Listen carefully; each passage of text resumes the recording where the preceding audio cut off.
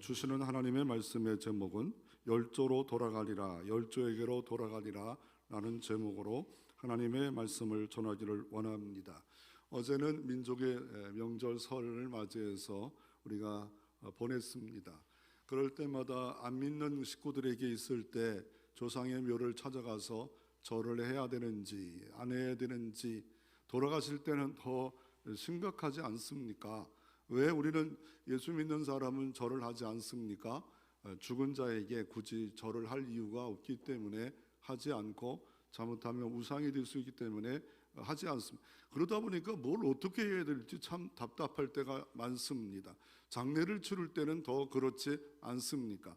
그리고 우리가 일세는 화장을 하는데 화장을 꼭 해야 되는가? 오늘 성경에 보면 뼈들이 열조에 돌아간다는데 우리가 잘못된 거 아닌가? 우리 합동 측에서는 옛날에는 화장을 하지 말라고 했는데 지금 화장을 하라고 합니다.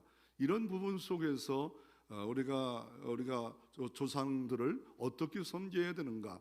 아예 조상에 대해서 우리가 무시해야 되는가? 아니, 추도 예배는 분명히 드려야죠. 그렇다고 거기다가 촛불 켜놓고 향 켜놓고 거기다가 음식 차려놓고 제사 형식으로 이렇게 해야 되느냐? 아니, 우리가 추도 예배를 드려야 되는 거는 분명인데 그것까지도 무시해야 되는가? 조상의 묘를 또 아예 너무 우상이다 막 이런 식으로 몰아쳐야 되는가? 아니면 너무 또 조상의 묘에 대해서 각별하게 해야 되는가? 이 부분에 대해서 오늘 성경은 우리에게 교훈을 주고 있습니다.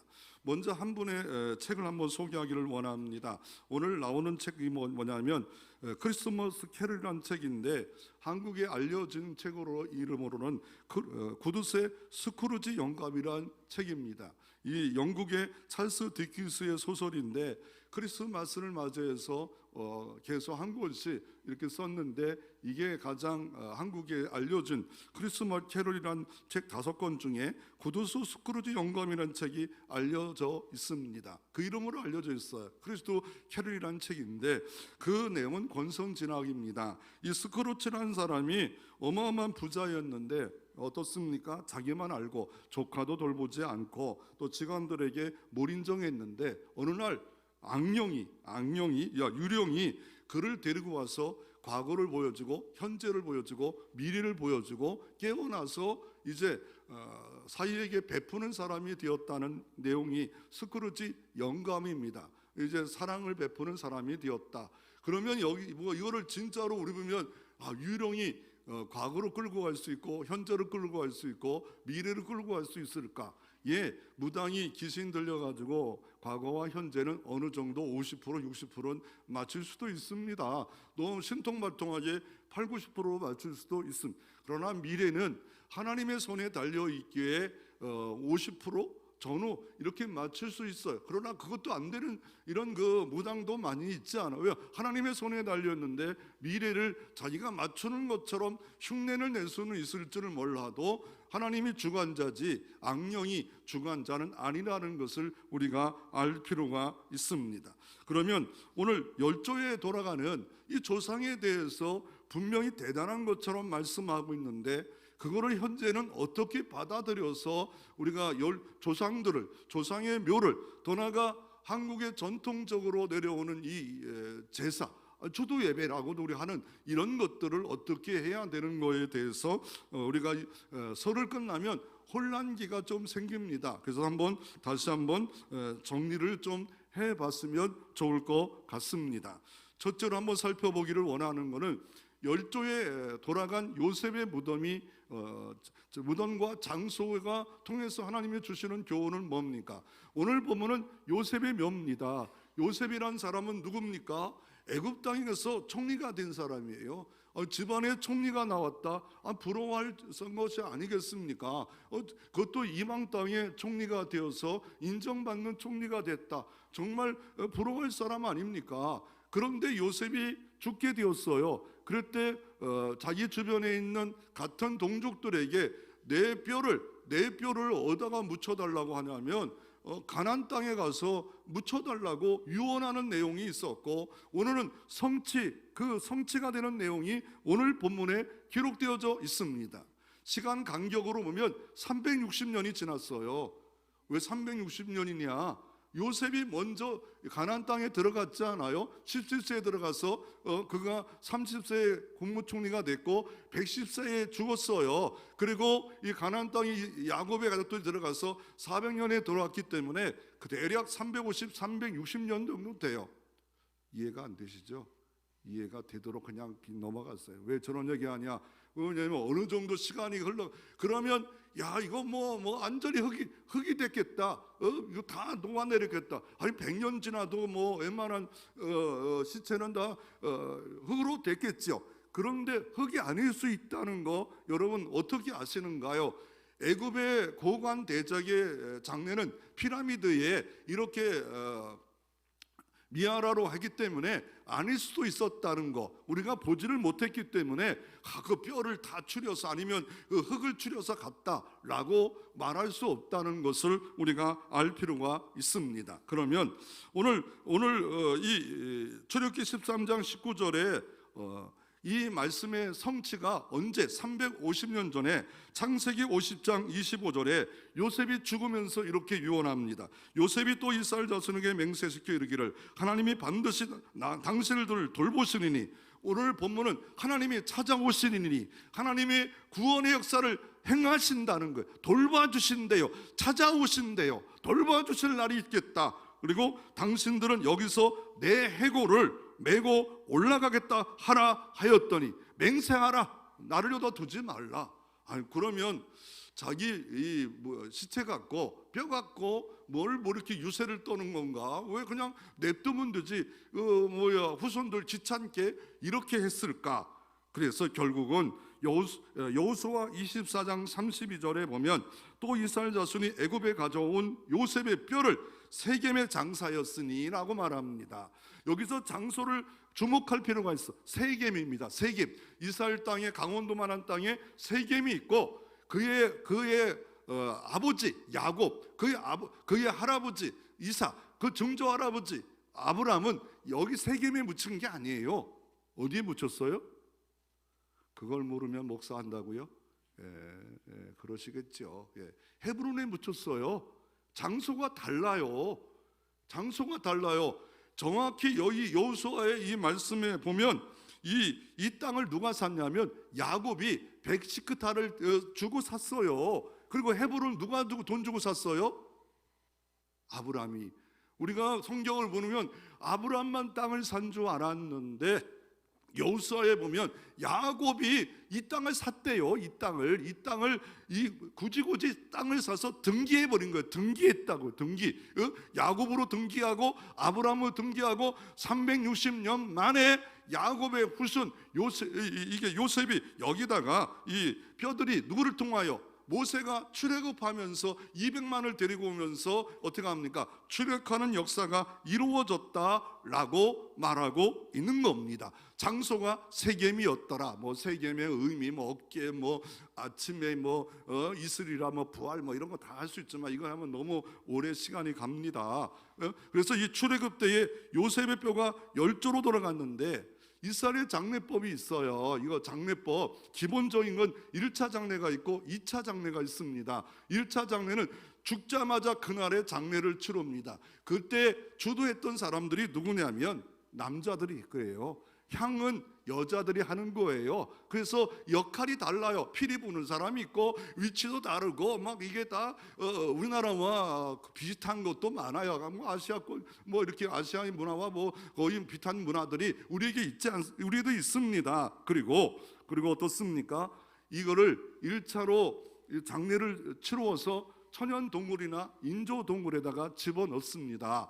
그러니까 그런 동굴 안에 집어넣었다가 어떻게 해요? 이 탁자 위에다가 그대로 이렇게 안치시켜 놓습니다. 안치시켜 놨다가 1년 지난 후에 2차 장례를 합니다. 살들이 다 썩어서 이렇게 없어졌고 뼈만 그러니까 그 뼈들을 넣을 수 있는 납골 땅이라고도 하고 오리시모나라는 히브리어로 하는데 그거다가 갖다 놔요. 그게 물리적으로 보면 10조로 돌아갔다라고 말하는 겁니다. 그러니까 어느 정도 큰 이 천연 동굴 안에 작은 동굴을 이렇게 파요. 여기는 아브라함의 가족의 묘, 여기는 야곱의 가족의 묘, 뼈들이 이렇게 하나하나 쌓여가는 겁니다. 이거를 물리적으로 보면, 시각적으로 보면 열조로 돌아갔다. 왜 굳이 성경은 이것에 대해서 수도 없이 말합니까? 그 반대는 열조로 돌아가지 못했다라고 굳이 이렇게 말하고 있습니까? 그래서 창세기 49장 33절에 보면 야곱이 죽어서 열조로 돌아갔다라고 말합니다. 열조로 돌아갔다. 히브리서 12장 22절에도 믿음으로 요셉을 임종시에 이스라엘 자손이 떠날 것을 말하고 또 자기 뼈를 위하여 명하였으니 열조로 돌아가라 라고 합니다. 그런데 야곱이 있는 헤브론으로 가지 않았고 야곱이 사는 이 세겜으로 갔어요. 장소가 다르다는 거, 이걸 기억할 필요가 있습니다. 결국 사도행전 7장 22절에 스데반스님이 마지막 죽으면서 순교하면서 설교하는데 요셉의 뼈가 애굽에서 운반되어 나온 사실을 중요하게 설교를 다시 한번 하고 있습니다. 결국 이 뼈가 열조에 돌아감이 복이 뭐냐면, 이 아브람도 열조로 돌아갔고, 그래서 맏별레 구름에 묻혔고, 이삭과 야곱도 맏별레 구름에 묻혔고, 여호수아는 세겜에 묻혔고, 이게 뼈들이 연합된다는 거예요. 연합이 같이 뭉쳐진다는 거예요. 그래서 요셉은 110세에 죽자 입관되어서 여호수아 시대 때 모세를 통하여 어떻게 합니까? 다시 한번 열조로 돌아가는 역사가 있습니다.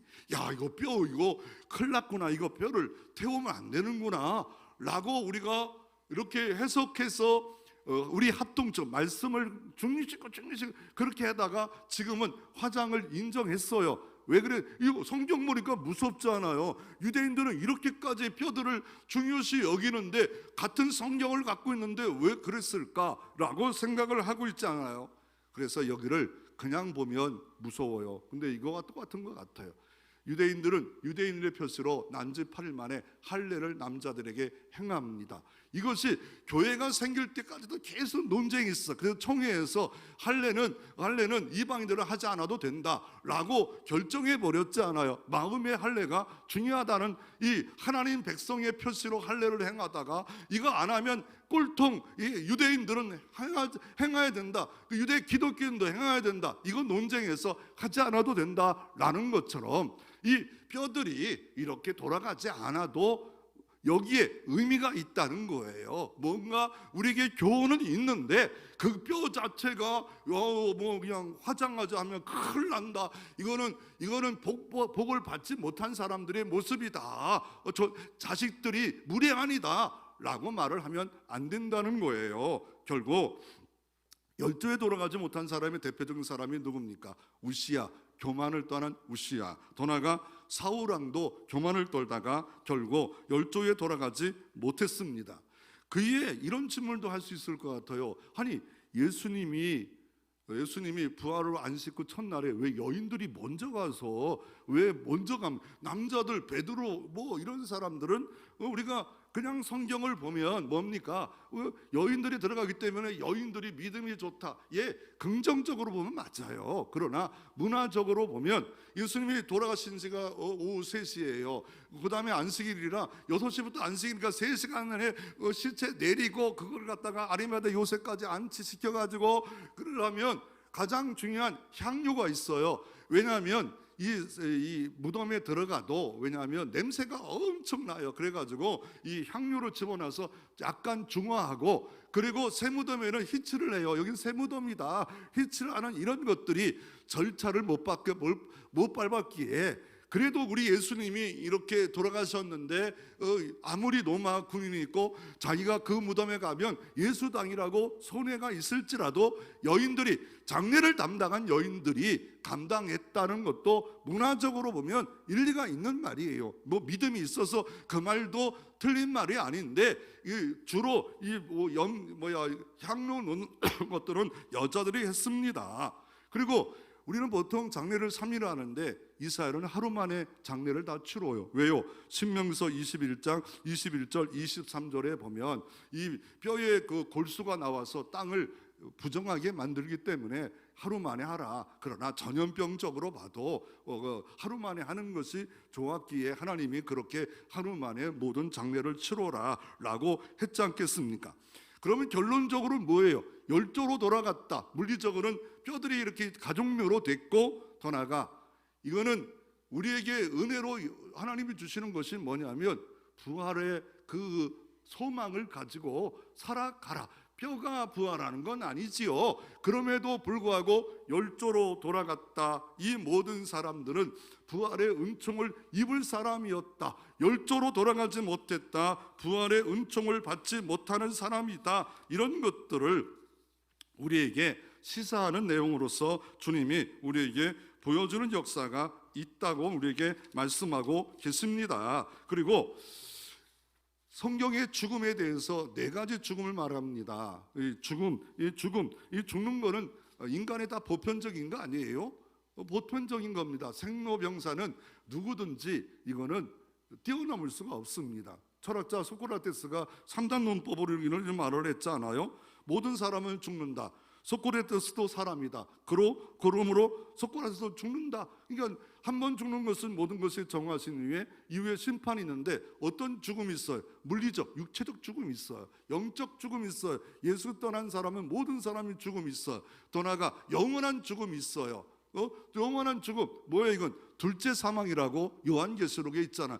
육체 사망으로 끝나는 게 아니라 영원한 하나님의 심판 가운데 영원히 지옥 심판을 받은 사람이 있다고 말합니다. 그러면 세 가지인데 왜 또 하나만? 천천히 우리는 죽어가고 있어요. 죽음을 향해서 우리는 걸어가고 있어요. 오늘 하루 살아간다는 것은 하루의 생명이 내 정해진 생명에서 줄어가고 있는 네 가지 죽음이 있는데, 결국 이 뼈들이 돌아간다는 것을 우리에게 보여주고 싶은 것은 뭡니까? 영원한 부활이 주님 은혜에 있다는 것을 소망 가운데 살아가라 라고 하면서 우리에게 보여주는 겁니다. 영원한 부활이 있음을 주님이 일부러 보여줬어요. 예수님 당시도 나사로의 오라버니의 그 마리아와 마리 가정에 나는 부활이요 영원히 살겠다라고 하는 부활을 보여줬고, 이 구약에도 이 뼈들이 열조에 돌아갔다는 것은 영원한 부활이 있다. 이거를 소망 가운데 살아가라라고 주님께서 이렇게 열조에 돌아갔다, 가족묘로 돌아갔다, 부활 사상으로 이렇게 보여집니다. 그러면 묘지 관리를 어떻게 해야 됩니까?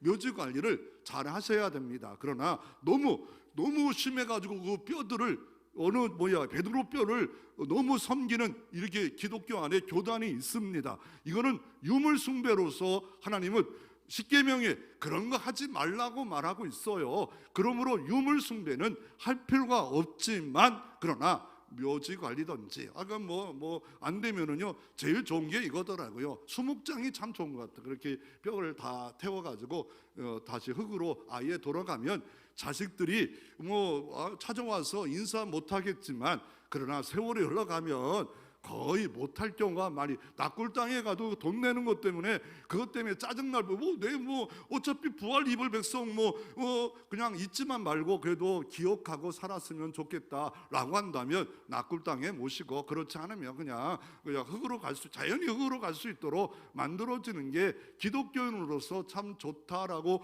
생각이 되어집니다. 유럽처럼 여러분이 만약에 은혜가 된다면 사이에 환원한다든지 교회에 하나님의 나라를 위해서 선교를 투자한다, 살아있을 때 이거 하는 것도 좋은 것이라고 난 생각이 되어집니다. 그리고 이 열조에 돌아가는데 돌아가지 못한 사람의 대표적인 사람이 사울왕이에요.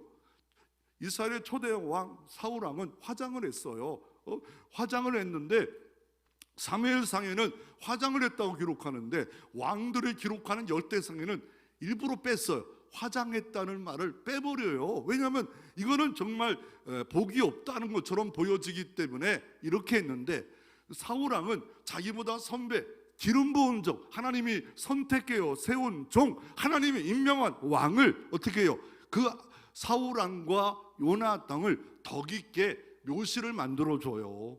그러니 다윗은 정말 이 가슴이 넓은 사람 아닙니까? 자기 부모도 아닌데도 불구하고 자기의 그 사울왕이 이렇게 하나님의 저주와 징계 가운데 죽었음에도 불구하고 묘실을 만들어주고 그 아들 요나단까지 묘실로 만들어주는 그 뭐 복받을 만한 마음이 있지 않겠습니까? 그래서 하나는 부활 소망, 영원한 부활 소망으로서 그에게는 뼈들이 열조로 돌아갔다는 이런 표현을 하고 있고, 더 나아가 요셉에게는 우리에게 주어지는 것이 뭡니까? 죽음까지도 선한 영향력을 미치자라는 겁니다. 요셉이 지금 여기서 총리가 됐습니다. 그 가문이 총리 가문입니다. 대단한 가문인데 나는 여기다 소망을 두지 않는다. 내가 여기서 결국 여기서 어린 시절에 인신매매를 당했고 상처를 당했음에도 불구하고 나를 통하여 내 몸까지 뼈까지를 통해서도 하나님의 나라를 유익하기를 원한다 라고 하면서 유언했고, 그 유언을 360년 동안 붙잡고 있다가 그 미아라는 집 편지는 모르겠지만 들고 나오는 행렬이 그 뭡니까? 한참 어린아이들이 저게 뭐예요? 저건 법궤 같은데, 저건 뭐 같은데, 저건 뭐예요? 라고 할 때 그거는 너희들의 360년 전에 있었던 요셉의 총리였던 야곱의 자녀였는데 예언 약속대로 지금 가는데 그 뼈를 추려서 지금 가고 있는 거다, 교육할 수 있는 그런 도구로 사용했던 것을 볼 수가 있습니다. 그러므로 나의 모든 삶이 하나님의 영광의 도구가 되어야 될 줄로 믿으시기를 바랍니다. 칼빈이라는 사람이 있습니다. 기독교 강요를 썼고 종교개혁을 완성했던 분이, 여러분 스위스 가보면은요, 지금은 이 칼빈의 기념관이 있고 막 그러는데 그가 죽을 때는 자기 묘지를 만들지 말라. 왜요? 자기 뼈 갖고 묘지 갖고 그 당시 15세기에 성물 숭배를 하는 유행한 그때에 자기조차도 그렇게 숭배할 수 있기에 묘지를 만들지 말라 그래서 칼빈 기념관 가도 여기가 진짜 묘지인지 모릅니다. 가보니까 1m, 1m 사방 그 정도의 작은 비석이 있는데 여기가 아닐 수도 있다라고 말을 합니다. 그렇게 유언을 통해서 혹시나 잘못된 길로 걸어가지 않도록 이렇게 요셉도 칼빈도 하나님의 영광 위에 살아갔던 것을 볼 수가 있습니다. 이 요셉의 묘를 그 이름을 이방 땅에 샀지만 세겜의 아버지 하불 자손에게 사서 이 이름을 바꿔요. 묘지 이름이 있어요. 그 엘렐로의 이스라엘이라 불렀더라. 엘렐로의 이스라엘로 불렀더라. 이 뜻은 뭐냐면 이스라엘 하나님, 강하신 하나님. 이스라엘 하나님, 강하신 하나님이, 우리는 정말 무지렁이 같고 뭐 같습니까? 지렁이 같지만 하나님은 강하시다. 하나님은 전능하시다. 하나님은 약속을 이루신다. 그래서 그 묘지의 이름도 강하신 하나님, 강하신 하나님, 강하신 하나님. 그 강하신 하나님을 믿고 묘지 이름을 불러요. 여러분, 강하신 하나님이 올해 많은 은총이 여러분 가운데 있기를 바랍니다. 두 번째로, 그러면 요셉의 그 선조들 아브람과 이삭과 야곱의 열조의 묘는 어디라고 말씀드렸죠? 오, 대답하시는 머리 좋은 분이 있네. 나 일부 때는 대답을 못 하더라고요. 헤브론 땅에 이렇게 묻혔고, 요셉은 어디에 묻혔어요? 세겜. 예. 고등학교 때 공부 잘하셨을 것 같아요. 예. 세겜. 다 까먹고 뭐 집중하다 보면 까먹는데 그래도 대답해 주셔서 놀랍네요. 그래서 이 아브라함이 굳이 그 땅을 삽니다. 주겠다고 합니다. 그럼에도 불구하고 그 땅을 돈을 많이 주고 사고, 그리고 어떻게 합니까? 그리고 하나님이 약속해 4대 만에 이방이 객이 되고 돌아오리라고 했는데 그 사라의 주걱기의 핑계를 사서 아무데나 이렇게 묻힐 수도 있지만 그 땅을 사요. 그리고 사라를 묻혀요. 그리고 아브라함을 묻혀요. 그리고 이삭을 묻혀요. 야곱이 어떻게 합니까? 요셉이 어떻게 합니까? 이집트로 내려가요. 그리고 400년 있다가 다시 모세를 통해서 오늘 본문은 출애굽하는데 하나님이 찾아오셨어요. 하나님이 역사해 주셨어요. 애굽에서 나올 수 없었는데 나왔고, 더 나아가 찾아오신 하나님이 이 요셉의 뼈까지 들고 나오는 역사가 오늘 본문에 있습니다. 이 막벨라 묘는 야, 그러면 제가 어느 날 수원로에 제가 목사인데 장례식을 치를 때 이런 설교를 하더라고요. 똑똑한 사람인데 이것도 들으면 나한테 쫓아올까 봐 걱정스럽네요. 그 시찰의 목사님인데 이게 마벨루굴을 등기한 게 천국에 등기하는 것처럼 이렇게 설교를 하더라고요. 마벨루굴에 이게 등기하죠. 너무 등기한다는 말이 참 좋더라고요. 그래서 등기란 말이 좋다. 그래서 좋다가 가만히 생각해 보니까 천국을 등기해야 된다. 아이고 뭐야, 이거 뭐 장례식에 너무 좋다. 가만히 생각해 보니까 그러면 마벨레굴에 등기 못한 요셉은 지옥 간 겁니까? 아니 에브람 지파에 있는 사람들은 그 땅에 묻혔는데 그럼 다 지옥 간 겁니까? 라고 오해할 사람도 있겠다. 땅이 특정한 땅에 너무 집중하면 안 되는데 그러나 그 행위조차도 무시할 수는 없다. 그러면 어디까지 우리가 은혜를 받아야 되는가? 그래서 여기 뭔가 분명히 아브라함은 이걸 비싼 돈으로 사고 다시 이방에 될 것을 다 알고 있고 그럼에도 불구하고 이 땅을 산 거는 뭔가 깃발을 꼽아놓은 건데 어떤 깃발일까? 약속의 깃발인데 그 깃발 이상은 뭘 우리가 가져야 될까? 천국의 의미는 분명히 있는 것 같은데 이거를 천국이다 똑같다라고 하면 이건 너무 알레고리처럼 너무 세게 우리가 해석하는 거 아닐까?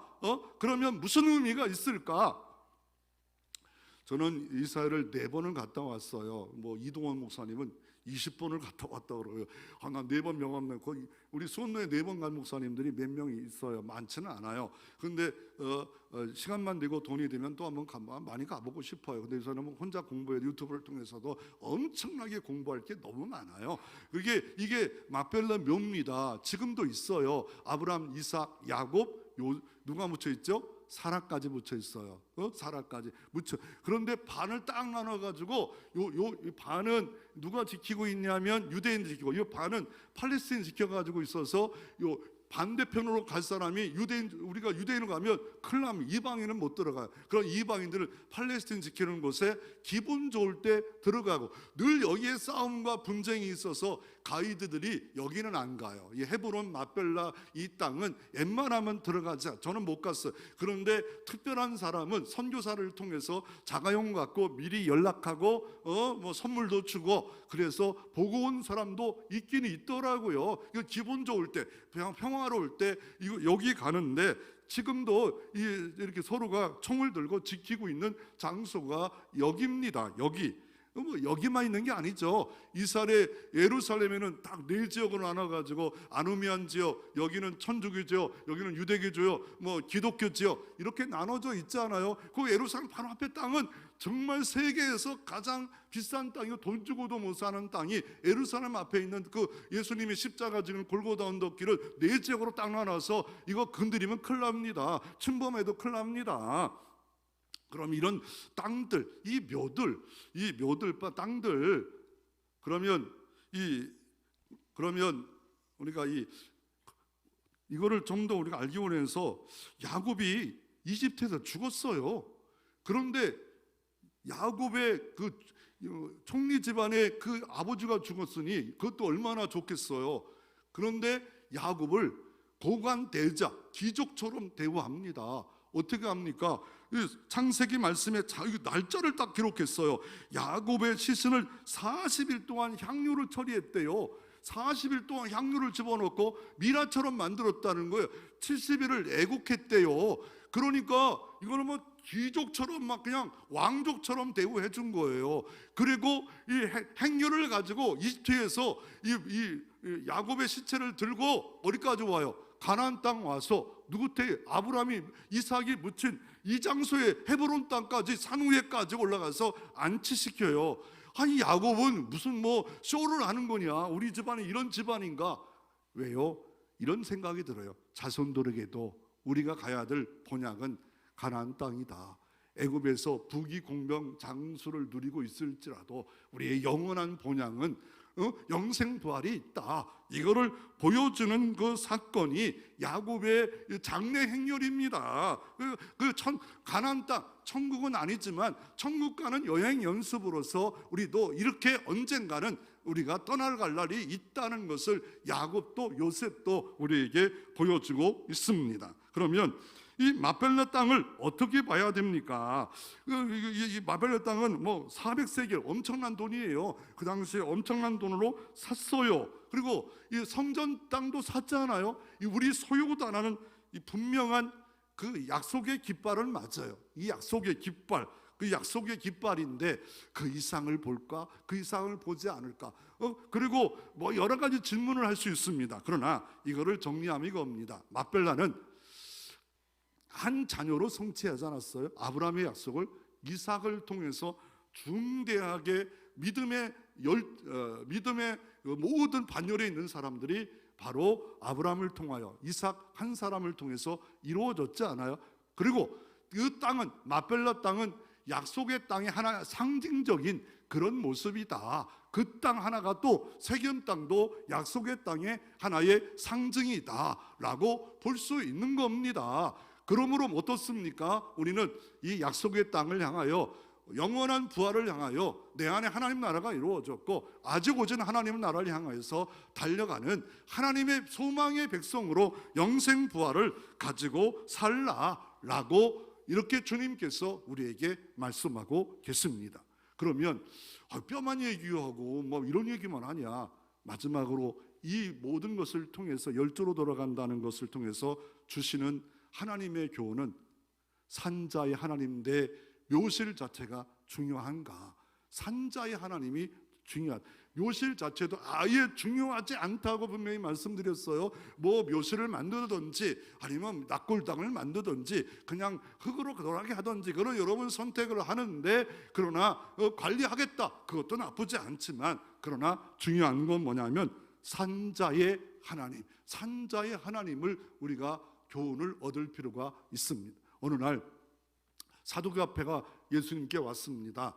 사두개파란 말은 예수님 당시에 신학시대에 세 개의 파당이 있었는데 바리새파, 사두개파, 에센파가 있었지 않습니까? 사두개파는 뭡니까? 부활도 없다, 영도 없다. 지금 여호와 증인과 같은 이런 것들을 하자. 여호와 증인들은 뭐 길거리에서 막 책자를 갖다 놓고 여호와의 증인들이 얼마나 이렇게 영통에도 있고 저기도 막 인계동도 있고 막 책자를 시청 앞에도 있더라고요. 막 이렇게 막 갖다 놓고 사람들을 이렇게 막 이렇게 와서 궁금하면 뭐 이렇게 파수대하면서 책자를 자꾸 주면서 하는 사람들이 멋진 남자, 멋진 여자들 딱 세워가지고 하고 있는 게 그 여호와 증인들입니다. 열심히 대단합니다. 그래서 그 질문이 뭐예요? 남편이 5명이었는데 죽으면 누구의 아내가 될 겁니까? 그럴 때 너희들은, 야, 너희는 정말 아무것도 모르는구나. 왜요? 너희들의 조상들이 아브라함 하나님, 이삭의 하나님, 야곱의 하나님이라 하는데 이거 분명히 천국 가서 살아있는데 누구의 부인, 그거 천국 가서는 그거는 말도 안 된다. 그건 질문도 안 된다. 다 살아있다는 거. 그래서 산자의 하나님이라 말하고 있는 겁니다. 마태복음 1장에 보면 족보 이야기가 나옵니다. 아브라함의 산자의 하나님, 이삭의 산자의 하나님, 마리아의 산자의 하나님. 어떻게 살아있어요? 죽었는데 영생 부활해서 예수 그리스도와 함께 영원히 살아있기에 조상들이, 후손들이 아브라함 하나님, 살아있는 하나님, 이삭의 하나님, 사라의 하나님, 엘리야 하나님, 살아있는, 그분도 살아있고 현재도 살아있는 하나님으로 믿고 있는, 이게 기독교입니다. 기독교. 이 산자의 하나님에 대해서 더 잘 말씀드린 사람이 다윗입니다. 다윗이 이런 말을 했습니다. 사도행전 2장 29절에 형제들아, 내가 조상 다윗에 대하여 담대히 말하였으니라. 다윗이 죽어 장사되어 그 묘가 오늘까지 우리 중에 있도다 라고 말합니다.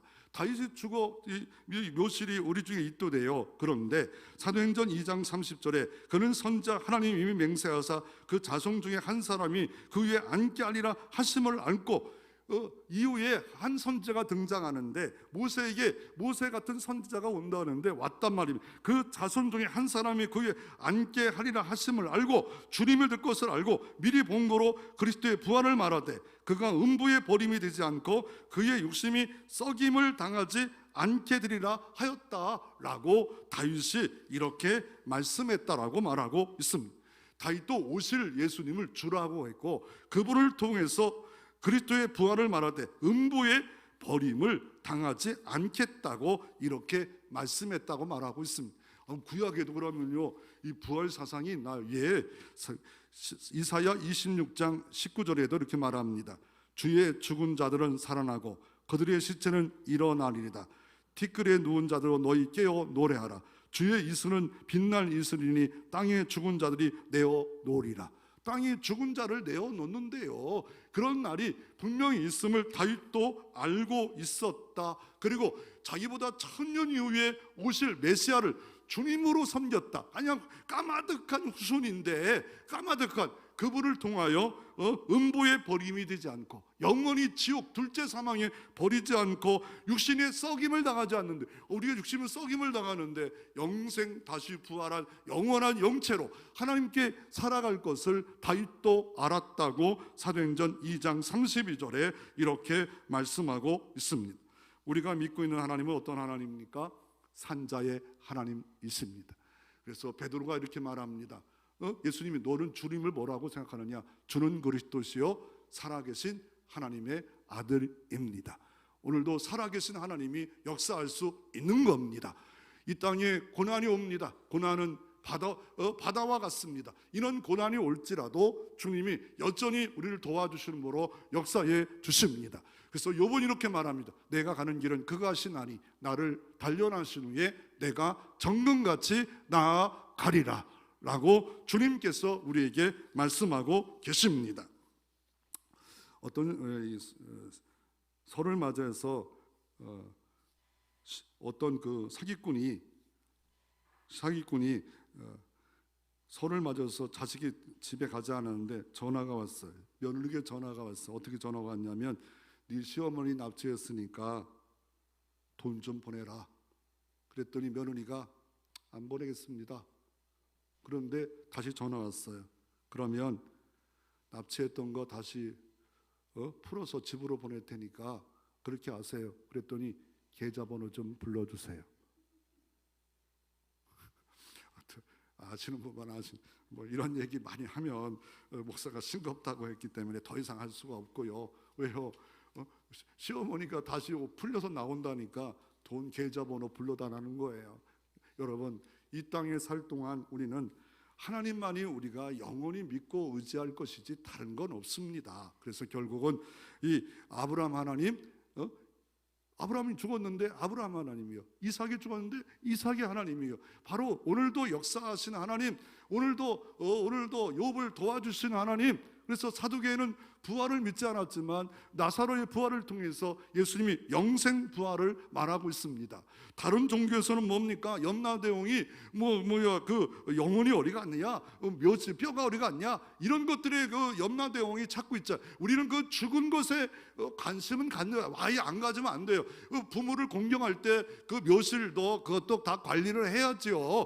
그러나 중요한 것은 무엇입니까? 그게 집중하지 않는다는 거예요. 살아있는 것, 살아있는 역사에 관심을 갖고 생명운동에 우리가 살아야 되고, 오늘도 산자의 하나님, 살아 역사하신 하나님, 내가 가는 길을 다 아시는 하나님 앞에, 고난의 이 파도 앞에, 이 고난의 모든 세상 앞에 우리의 모든 걸 맡기고 영원한 부활이 내게 있다, 강하고 담대하게 살을 때 강하신 하나님이 여러분을 도와주시는 역사가 있기를 주의 이름으로 축원합니다.